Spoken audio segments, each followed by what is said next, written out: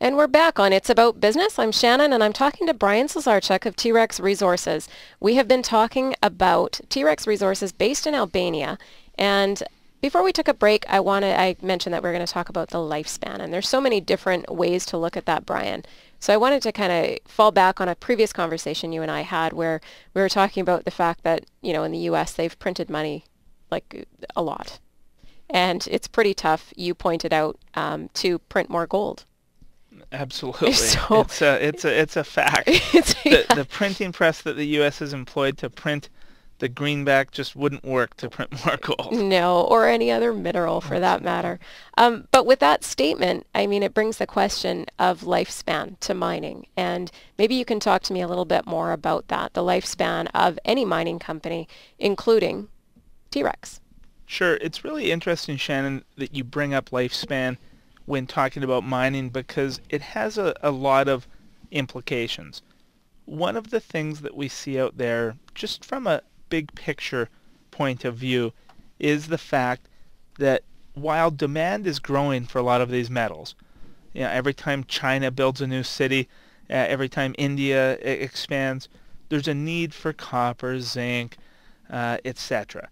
However, as much as that demand expands, you can't as easily expand supply. Mm-hmm. The mines that are in existence right now have a certain lifespan. They can keep producing until the metal in the ground runs out. Once that ground runs out, no matter how many billions of dollars these companies have spent building their production facilities and smelters, etc., Mm-hmm. the metal in the ground runs out. And what we're seeing in the market right now in general is that supply side is tough. It's tough to bring a new mine into production. Depending on where you are in the world, there are a whole host of environmental permitting issues. There are community issues. There are simple issues like labor issues. There just aren't that many skilled laborers in the space to construct new mines and new mine infrastructure. So supply side in many ways is getting crunched, and that's because of lifespan. What does lifespan look like for an individual mining company? Well, in general, a group of people decide to form a company, and they form it usually around a project, an idea, an exploration idea. And these exploration concepts are usually geological concepts. You've got a geologist, a geophysicist, a geochemical guy that for some reason believe there's an area of the world that could host mineralization. The company based on this concept forms, and you get people from finance background, mine engineers, geologists, form together, raise a pool of money, and go out and test this concept by drilling, by conducting geophysics, etc. They explore. The vast majority of these companies at that stage fail. They don't find anything. In most parts of the world, there's nothing under your feet of economic interest. The odds are that most drill holes are going to end up with nothing. So at that stage, most companies die. If companies have success at that exploration stage, the companies need to raise more money, fund further exploration. If they continue to have success, they're finding minerals beneath their feet, they have to define what they have. Because a small pod of mineralization might not make economic sense to move into production. A pod of mineralization that's large but is of low grade, in other words, not a lot of value per ton in the rock of metals, well, it's not going to go into production. So after a company has exploration success, which is rare, they then have to define a resource, even rarer. After they define a resource and they've beat all the odds and they have a resource that they can move into production, they then have to go out and find the serious capital required to build a mill, potentially build a smelter. In general, they can find smelters that'll take their ore that are third parties, but they have to build the mine. This is where you see these transactions announced on the news where companies go out and raise hundreds of millions of dollars, billions of dollars to build these facilities and to move into production. And at that point, there's a certain mine life. They can only mine until that ore runs out. So from formation and concept through to production, the odds are against the company every step of the way. So when you were talking about people come together and then they go into the exploration stage, that is funded, is it not? In general, the way that it works, and like we've mentioned before, I think Vancouver is definitely the venture capital of the world in terms of mine Yeah. finance. And the guys from Vancouver, the people from Vancouver, I should say, generally finance projects that nobody else will. Exploration, high risk, high reward. Once they're financed in Vancouver at that stage, success dependent, the Vancouver groups can go out and start to raise money from Toronto, London, New York, other places where significant mine capital is raised. Is that when you start to hear about institutional investing?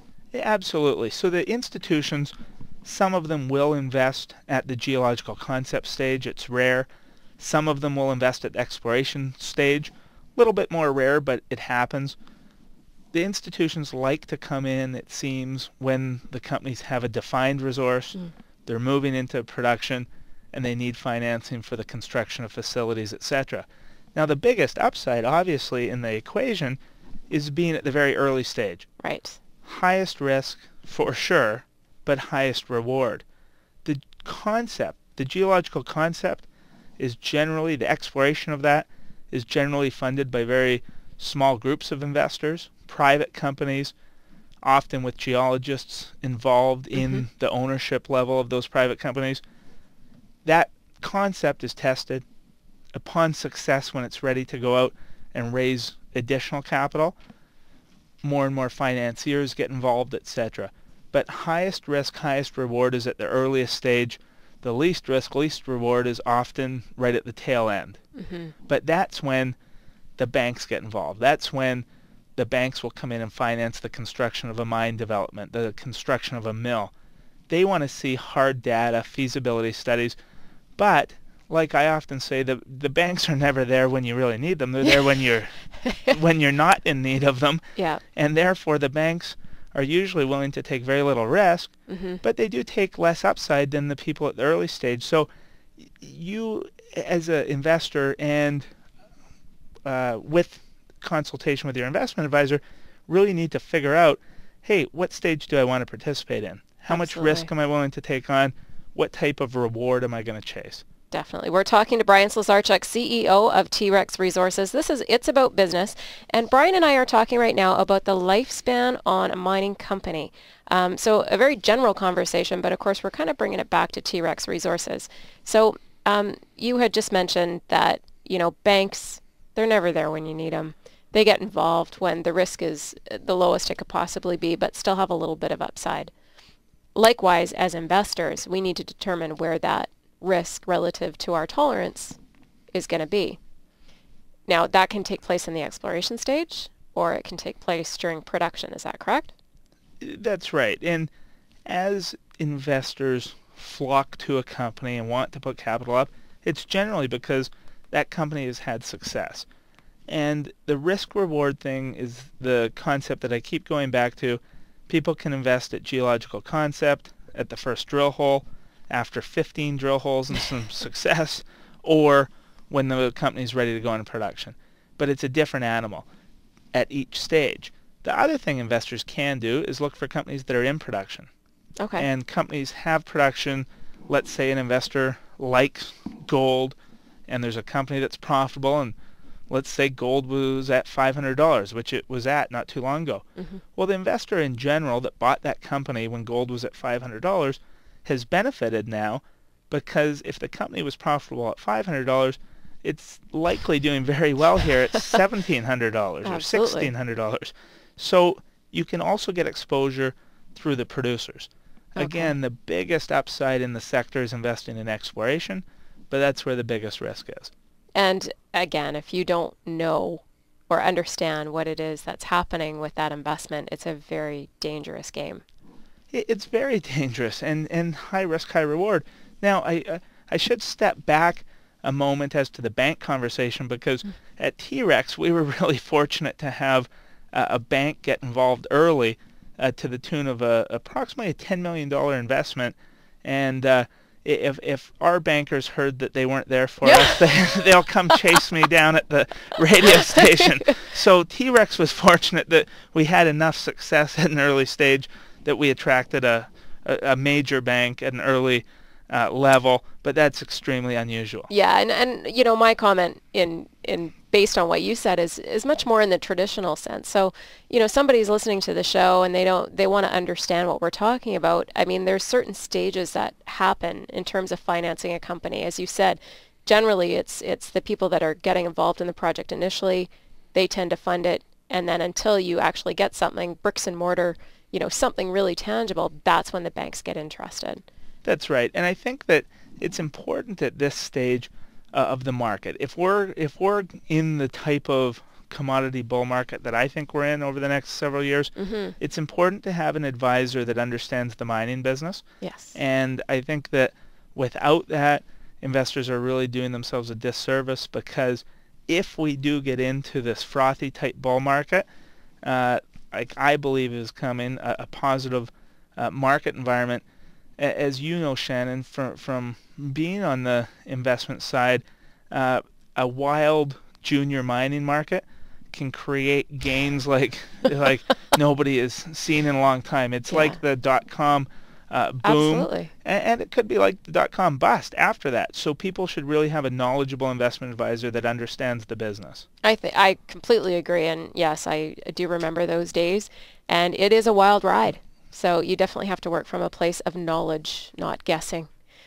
This is Shannon, and you're listening to It's About Business. Just finished a conversation with Bryan Slusarchuk, CEO of Tirex Resources. To learn more information about Tirex, go to their website, tirexresources.com, or follow them at Twitter, at Tirex Resources, and you can also email them, info@tirexresources.com. We'll be right back. Do you have a question for Shannon? Go online to shannonpearson.ca to strike up a conversation. This is It's About Business with Shannon Pearson, where business owners share their success stories. There's a lot more still ahead on AM 650.